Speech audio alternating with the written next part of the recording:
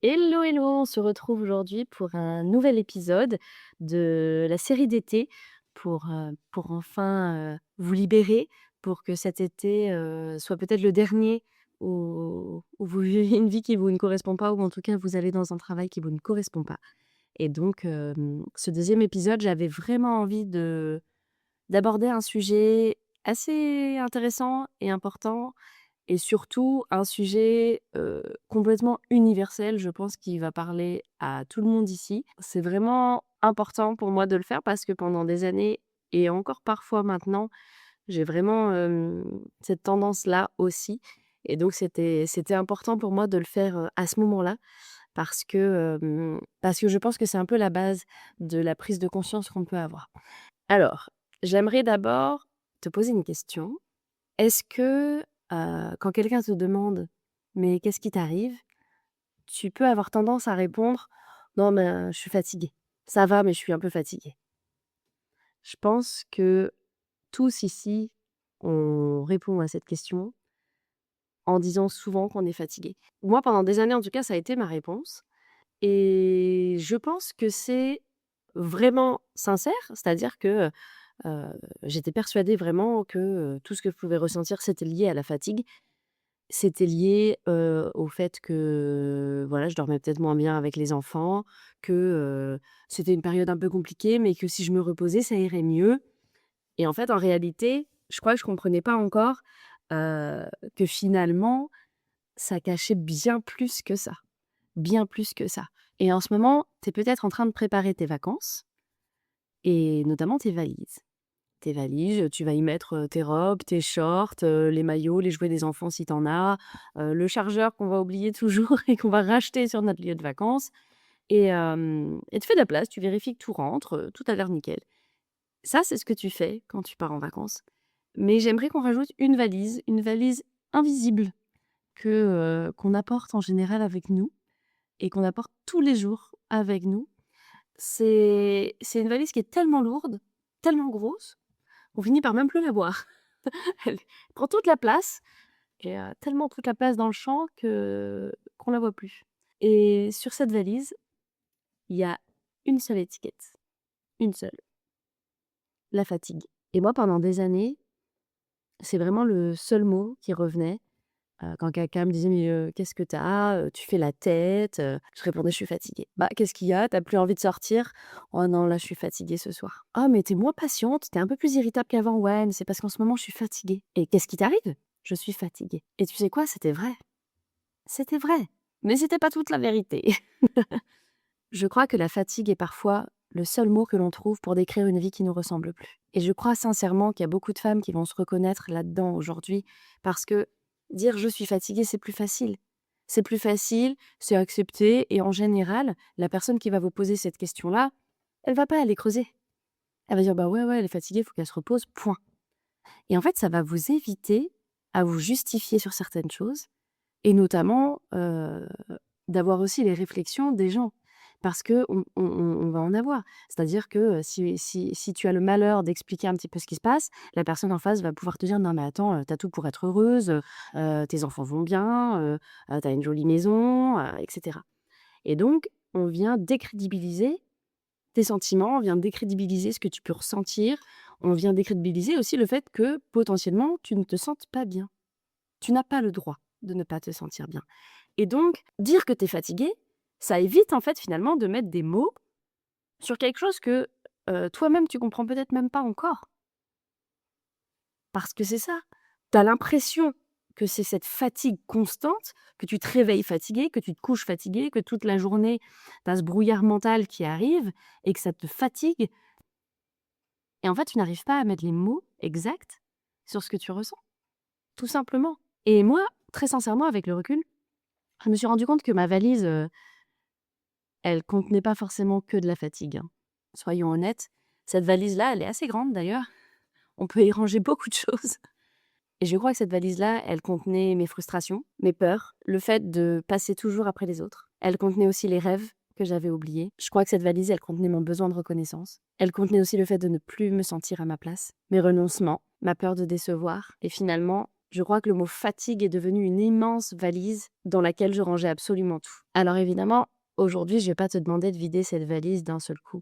C'est pas du tout l'intérêt parce que je sais à quel point cette valise peut être lourde et donc difficile à déplacer. Je sais qu'il y a certaines choses qui font peur dans le fait de vider cette valise et je sais que parfois, on préfère juste refermer la fermeture éclair parce qu'on n'a pas envie de voir ce qu'il y a dedans. On va la laisser là dans un coin et on y reviendra plus tard.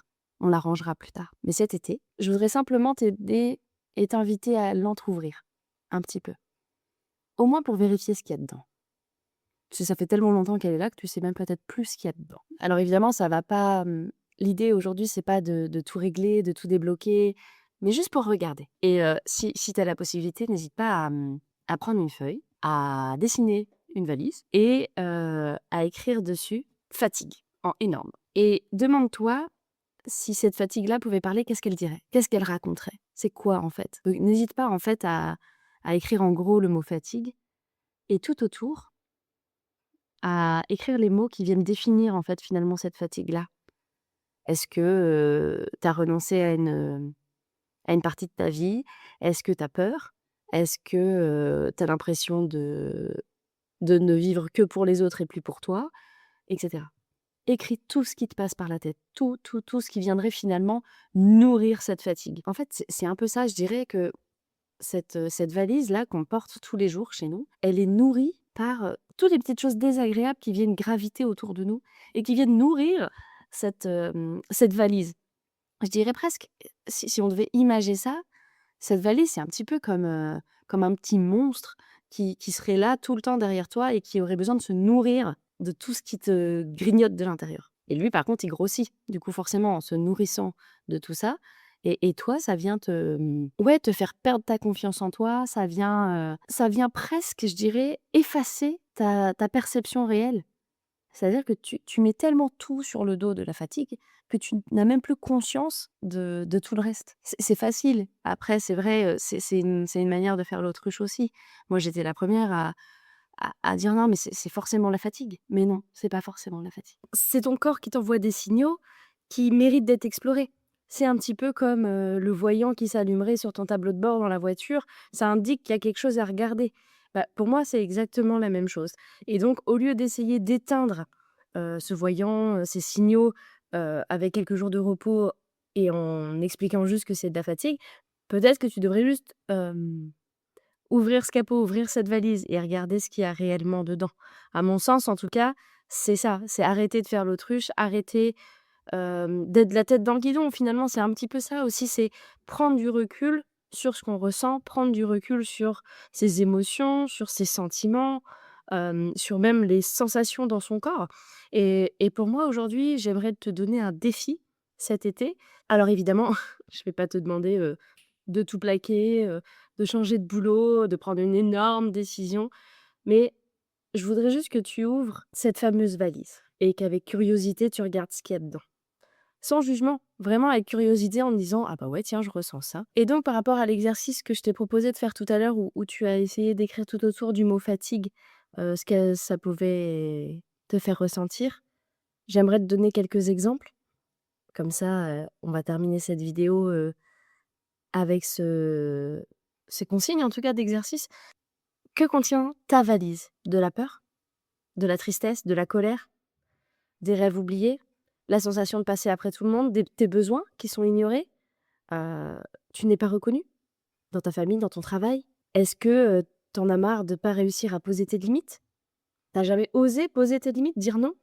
Écris tout ce qui te vient. Parce que ça sert à rien de chercher à être cohérente, ça sert à rien de chercher d'être logique. Parfois, c'est une multitude de choses qui vont venir s'imbriquer les unes dans les autres pour créer justement cette valise énorme que tu te trimbales, depuis bien trop longtemps. Et sans chercher finalement à avoir raison, je pense que le fait de nommer ces choses-là, ça va être un premier pas, un énorme pas déjà pour vider cette valise. Le fait de nommer ces choses-là va te libérer quelque part de ce poids, de cette valise trop lourde. Et donc moi, je sais que pendant longtemps, j'avais cette valise-là, que j'avais peur de l'ouvrir parce que quelque part, j'avais peur de découvrir ce qu'il pouvait y avoir dedans de découvrir peut-être mes travers, mes ténèbres et je crois sincèrement qu'en fait, c'est tout le contraire. C'est-à-dire que d'aller au plus profond de soi-même, de se découvrir vraiment, de se rencontrer quelque part, c'est une manière de se retrouver, une manière, de voyager avec soi-même et surtout d'apprécier sa propre compagnie. Parce que c'est ça le plus dur. C'est de se dire: «Ouais, mais tu vois, moi, je suis comme ça, je changerai pas» et on a cette tendance à dénigrer ce qu'on peut les mots, en tout cas, qu'on utilise pour nous décrire sont souvent beaucoup plus durs que ceux qu'on utilise pour quelqu'un d'autre et vraiment, je t'invite à faire ce voyage-là, à ouvrir cette valise, à aller explorer cette contrée lointaine parce que, c'est le plus beau des voyages. Pour moi, le plus beau des voyages, il est pas à l'extérieur, il est à l'intérieur, justement et dans le prochain épisode, une fois qu'on aura travaillé ça, j'ai envie qu'on ouvre, un autre chapitre, une autre valise et cette fois-ci, on va parler de ton corps. Donc reste bien connecté parce que la semaine prochaine, on va décrypter tout ce qui se passe là-dedans, parce qu'évidemment ton corps, te parle, ton corps te dit, il chuchote, il crie parfois et j'ai très envie cet été que tu apprennes à l'écouter aussi et à l'apprécier. Voilà. En tout cas, j'espère que cet épisode-là t'aura plu. Nous, on se retrouve très, très vite pour le prochain épisode de la mini-série de l'été et je te dis à très vite. Ciao.